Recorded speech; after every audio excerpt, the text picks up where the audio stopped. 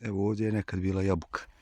Jabuka stara preko 30 godina. Evo, ovo mač je 35 cm, znači tu negdje.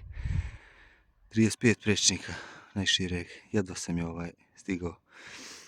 Evo, znači jedan set baterija od 4 amper sata. Znači oborio sam je i sve ove sitne sam izžagao samo sa jednim setom baterije. Znači brojio sam preko 90 rezova ovih sitnih se može narezati sa jednim setom od 4 ampera sata baterijom.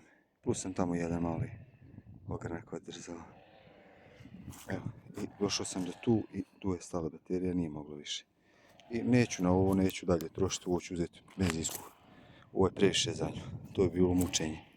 Ali za ove sitne stvari nema bolje mašine od ove.